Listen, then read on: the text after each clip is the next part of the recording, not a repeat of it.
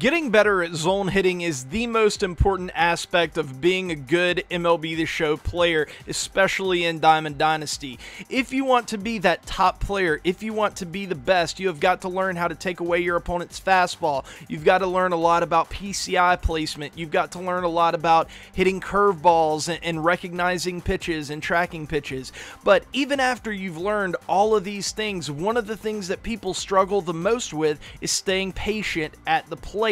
Knowing when to swing, when to be aggressive, when to lay off, when you should let your opponent beat himself. Because if you learn how to do that, oftentimes your opponent will throw away a game because they're not being aggressive enough when they're pitching. And it's your job to learn how to take advantage of that. And that's what I'm here for.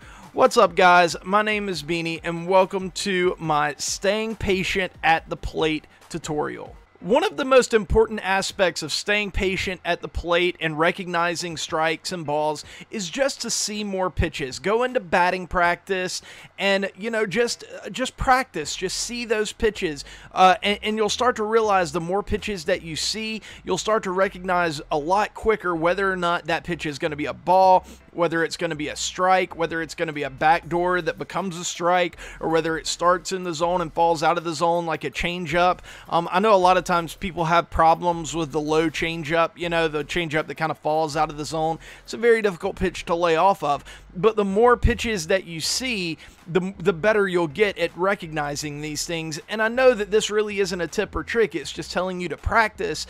But it really is true that the more that you see in batting practice or even in a live game, the better you're going to get at recognizing those pitches.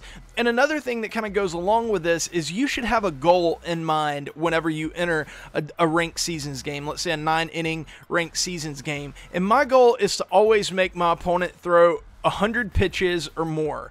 Whether or not that that comes with his relievers as well. I just want all of his pitchers together in a 9-inning game to throw over 100 pitches.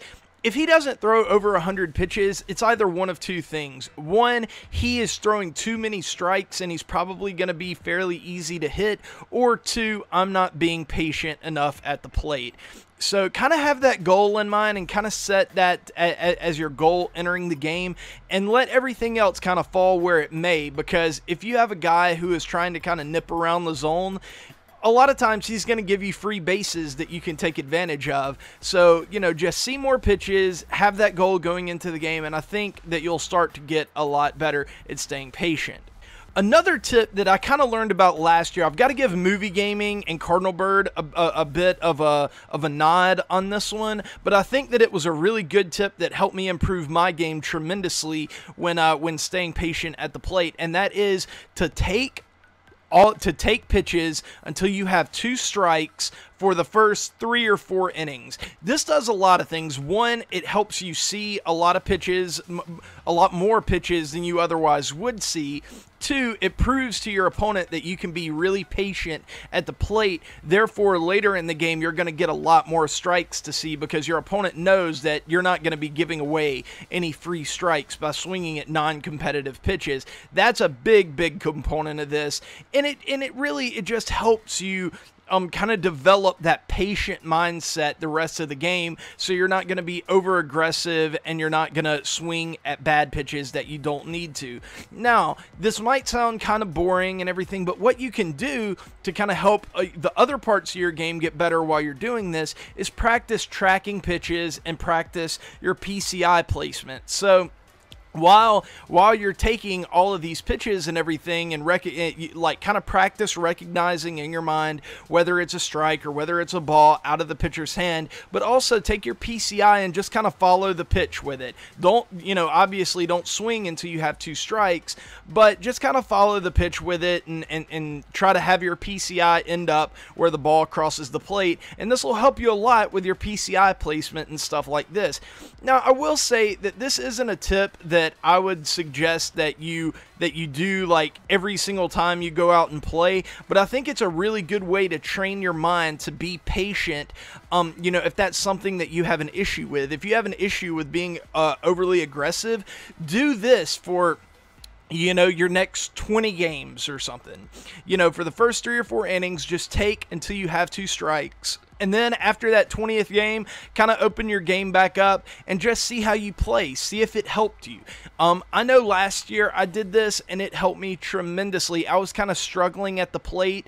I didn't really know what was wrong. I didn't feel like I was being super aggressive, but it turned out maybe I was being just a tiny bit over aggressive. And as soon as I kind of slowed my game down and I started, kind of taking it pitch by pitch and letting my opponent beat himself, that's when I really started to improve my game, and I ended up going on a big winning streak. So I think that this is a really, really good tip. So take until you have 2 strikes, and while you're taking, really kind of follow the ball with your PCI to help you with your PCI placement. The next tip that might be the most important one is don't be afraid to take bad strikes.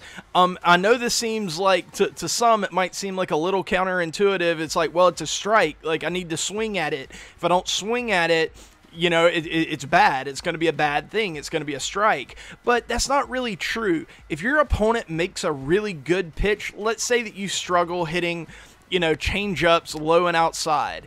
Well, if he throws a change-up low and outside that's going to be a strike, you're probably going to roll over it, hit it to the second baseman, and it's going to be an out, which is way, way worse than a strike. So if you're in like a 1-0 count, let's say you have 1 ball, no strikes, and he throws that changeup on the outside corner, let that thing go by. Don't swing at it. Don't give away outs whenever you don't have to.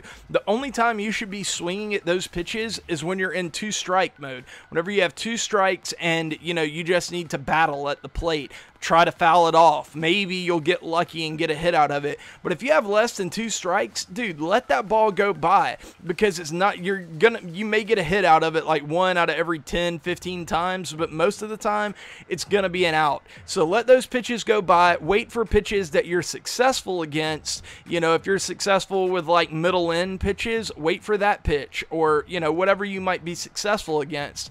Don't be afraid to take bad strikes. That should be drilled into your brain, because it will improve your game dramatically, because you'll stop giving away outs.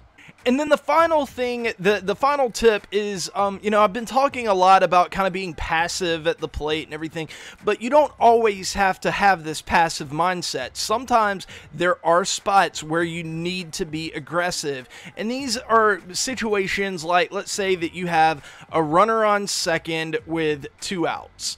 And your opponent, is kind of nibbling at the plate and everything. Well, you might need to be a little bit more aggressive at the plate, because if he walks you, it really doesn't help you. Especially, let's say, if you're late in your lineup and the pitcher spot is coming up next. You need to get a hit this at bat. So whenever you get a pitch that you think you can hit it. But, you don't have to be overly aggressive. You don't have to swing at everything, but you might need to swing at some pitches that you otherwise might not have swung at in a more passive situation. So kind of know your situations, know which situations you need to be more aggressive, know the situations that you need to maybe kind of hang back and let, whatever happens. Kind of know those situations and use them to your advantage, because I promise you, like 90% of your opponents aren't going to be thinking about these things. So if you are, and you have that mental edge, you're going to be a lot more successful in Diamond Dynasty. And guys, these are just tips to teach you how to be more patient at the plate.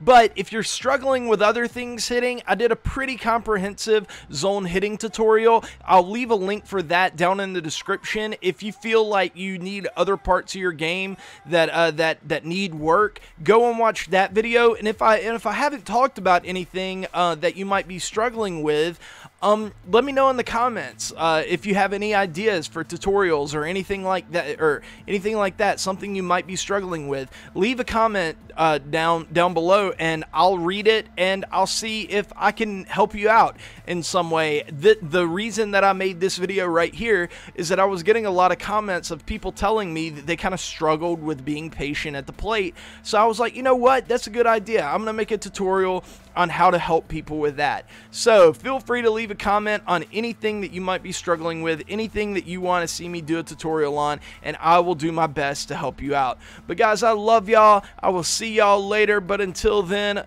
my name is Beanie, and peace.